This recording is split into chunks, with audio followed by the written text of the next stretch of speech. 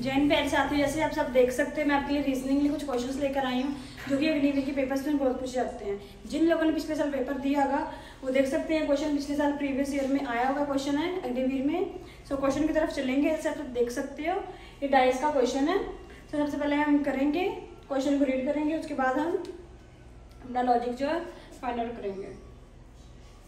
एक ही पासे की दो अलग अलग स्थितियों को दर्शाया गया है जिस पर P से U तक अक्षर बने हैं। U दर्शाने वाले फलक के विपरीत पर बना अक्षर ज्ञात कीजिए। जैसे कि मैंने क्वेश्चन में कहा है P से लेके U तक मतलब अक्षर बने हुए हैं, P से लेके U तक बने हुए हैं। उन्होंने कहा U दर्शाने वाले U के जो ऑपोजिट होगा हमने उसके फलक के विपरीत कौन सी मतलब कि कौन सा लेटर है, कौन सा अक्षर है वो हमने बताना है। सो जैसे देख सकते हैं हमारे पास दो डाइज हैं। सो फिर इसमें हम लॉजिक फाइंड करेंगे। इसमें 3 लॉजिक होते हैं। इस क्वेश्चन में 3 टाइप्स होते हैं। एक तो होता है कि इसको क्लॉकवाइज करो, एक में होता है कि हाँ कि एक अगर एक लेटर भी कॉमन हो, मतलब कि मान लो कि इसमें ऐसा इसमें P कॉमन है, इसमें P कॉमन है तो क्लॉकवाइज कर दो ना, ऊपर नीचे लिख के एंड फिर आंसर कर लो। ये सेकंड टाइप है इसका। पहला टाइप वो वाली टाइप मैंने करवा चुकी हूँ पहले वीडियो में। ये टाइप इसका 2 है। टाइप सेकंड में इसका क्या करना होता है, जब हमारे पास 2 डाइस होते हैं, 2 से ज़्यादा डाइस होते हैं हमारे पास, तो इसमें क्या करना होता है, अगर देखेंगे कॉमन, अगर एक कॉमन होगा तो एक कॉमन से चलेंगे, फिर उनको ऐसे ही क्लॉकवाइज रोटेट करके। अगर यहाँ देख सकते हो यहाँ पर 2 कॉमन है, अगर 2 कॉमन है हम कॉमन ले लिए हमने, 2 कॉमन है। उन्होंने पूछा U के विपरीत कौन सा है, कॉमन बाहर निकल गए और U के विपरीत पूछा है तो R होगा।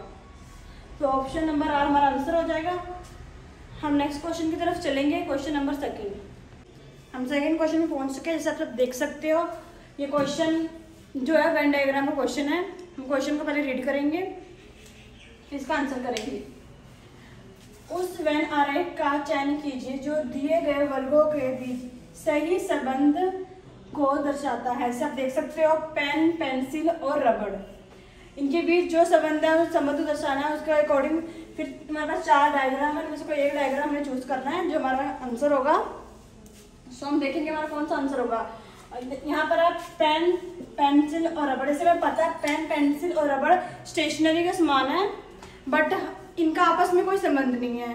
जैसे कि होता है आपस में कनेक्ट, जैसे कह सकते हैं एग्जाम्पल हम लेते हैं, जैसे कि दीदी, बहन और माँ और बहन के बीच में तो डायग्राम बन सकता है, बट ये स्टेशनरी का जो समान है।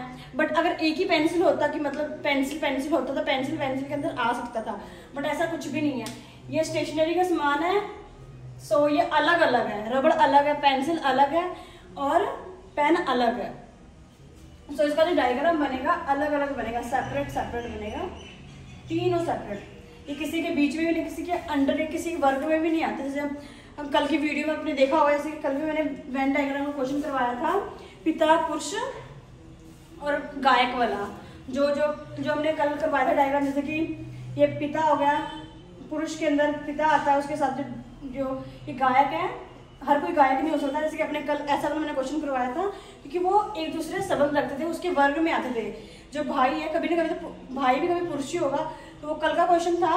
तो कल का डायग्राम ऐसा बना था, बट इसमें देख सकते हैं पेन, पेंसिल और रबड़ में कोई संबंध नहीं है आपस में, ये अलग अलग है। तो हम अलग अलग डायग्राम बना देंगे तो ये हमारा आंसर हो जाएगा। हमारे पास 4 डायग्राम है एंड ऑप्शन नंबर 3 हमारा आंसर हो जाएगा। हम क्वेश्चन नेक्स्ट की तरफ चलेंगे।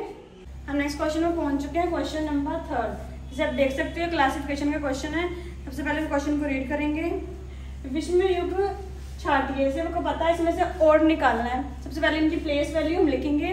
जिन बच्चों को प्लेस वैल्यू लर्न होगी उनको आंसर निकालने में बहुत ईजी होगा।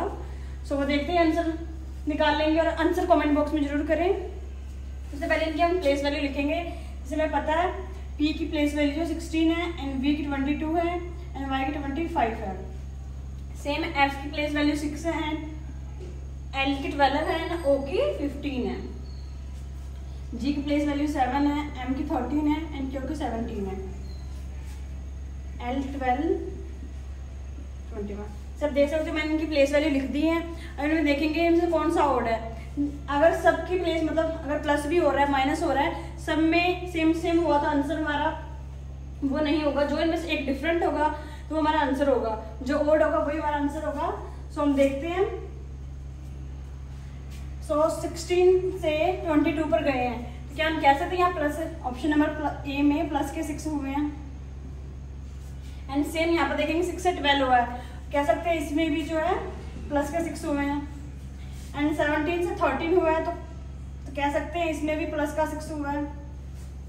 एंड 12 से 18 हो रहा है, तो यहाँ भी प्लस के 6 हुए हैं। तो अभी भी हमारा आंसर नहीं निकला, सब में प्लस के 6 हो रहे हैं। हम नेक्स्ट चलेंगे। एंड 22 से 25 हो रहा है, तो कह सकते हैं यहाँ भी प्लस के 3 हुए हैं। ये जो इसका प्लस के 3 हुए हैं। एंड फिर नेक्स्ट पर चलेंगे। 12 से 15 हुआ, तो यहाँ पे प्लस के 3 होंगे। ये हमारा आंसर नहीं होगा क्योंकि सेम सेम है, जिनमें से जो ओड होगा वो हमारा आंसर होगा। एंड देख सकते हो 13 से 17 हो रहा है, वे 13 से 17 हो रहा है, तो क्या इसमें +4 हो रहे हैं, या लिखेंगे +4। एंड यहाँ 18 से 21 हो रहा है, तो यहाँ पर भी प्लस के 3 हो रहे हैं। इसे देख सकते हो हमारे पास option number A, B and D सब सेम है। हमने कहा था जो ओड होगा वही हमारा आंसर होगा। एंड ऑप्शन नंबर थर्ड में लास्ट में 13 से 17 हो रहा है, तो प्लस के 4 हो रहा है। ये ओड हो गया, ये विषम हो गया, ये हमारा आंसर हो जाएगा option number third. Next question की तरफ चलेंगे। क्वेश्चन नंबर 4 पर आ चुके हैं। हम क्वेश्चन को पहले रीड करेंगे। सब देख सकते हो ये सीरीज का क्वेश्चन है, इसमें हम लॉजिक फाइंड आउट करेंगे और अपना आंसर निकालेंगे। जिनको आंसर पता है वो कमेंट बॉक्स में आंसर करें। देख सकते हो ये पहले 1 से 8 पे क्वेश्चन मार्क एंड 64 से लेके सीधा 125 पर गया है। ये इस क्वेश्चन को देखते हैं, आंसर समझ में आ रहा है। जिन लोगों को पता चल गया है, जिन लोगों को स्क्वायर एंड क्यूब आते होंगे उनको आंसर करने में बहुत इजी होगा। इनका आंसर पता भी कर लिया होगा। से आप देख सकते हो या डिफरेंस नहीं जा सकते, क्योंकि हमें पता है अगर 1 से 8 से डिफरेंस जाएंगे डिफरेंस बहुत बड़ा हो जाएगा। एंड 64 से एंड 125 से इसमें भी डिफरेंस बहुत बड़ा हो जाएगा। तो डिफरेंट वाला हम लॉजिक यहाँ पर नहीं अप्लाई करेंगे। जैसे कि हम कह सकते हैं कि एक जो है क्यूब है, एक का क्यूब तो एक ही होता है, और हम कह सकते हैं ये 8 है, ये 2 का क्यूब है। ये 8 जो है 2 का क्यूब है। एंड ये जो 64 है, अब सबको पता ही होगा, अगर नहीं पता तो मैं बता देती हूँ। ये 64 जो है 4 का क्यूब है। एंड 125 ये 5 का क्यूब हो गया। ये लॉजिक वही लोग कर सकते हैं जिनको क्यूब आता होगा। मतलब जैसे देख सकते हो 2 को 3 टाइम्स लिखना है, इसे क्यूब कहते हैं। 2 2 ज़ा 4 एंड 4 2 ज़ा 8। सो ये 8 का क्यूब हो गया। एंड सेम 4 को हम 3 टाइम्स लिखेंगे। 4 4 ज़ा 16 एंड 16 4 ज़ा 64। सो देख सकते हो ये भी क्यूब है। अगर हम देख सकते हैं ये 1 का क्यूब हो गया, ये 2 का क्यूब हो गया, एंड ये 4 का हो गया, ये 5 का हो गया। और पता है इनमें से मिस जो है एक वैल्यू है यहाँ पर 3। यहाँ 3 का क्यूब आएगा, जैसे हमें पता है। हमें पता है 3 का क्यूब कितना होता है। 3 का क्यूब होता है 27। और हमारे ऑप्शन में 4 ऑप्शन दिएंगे। 27 जो है ऑप्शन में फर्स्ट पर आ रहा है। एंड क्वेश्चन की जगह पर आएगा 27 से देख सकते हो 3 को लिखेंगे 3 टाइम्स।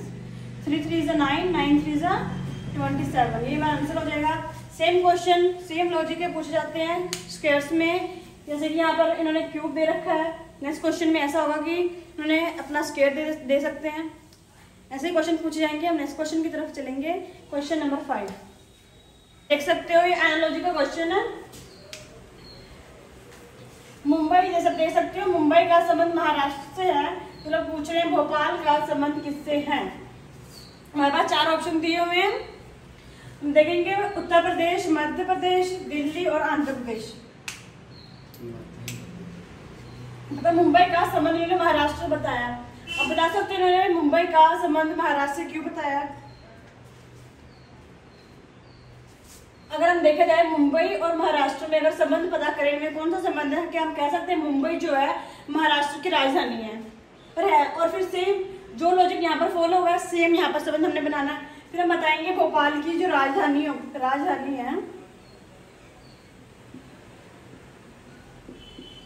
भोपाल की राजधानी क्या होगी।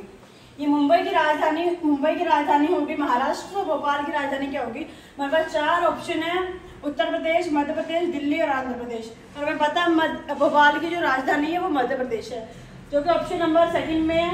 यही हमारा ऑप्शन हो जाएगा।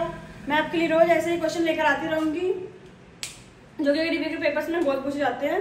इनके लिए आपको सभी मतलब कि स्टेट्स के नेम एंड उनके जो राजधानी है उनको याद करना पड़ेगा, राज्य के नाम और उसकी राजधानी, तभी ऐसे क्वेश्चन आप पेपर में सॉल्व कर पाओगे बहुत इजीली।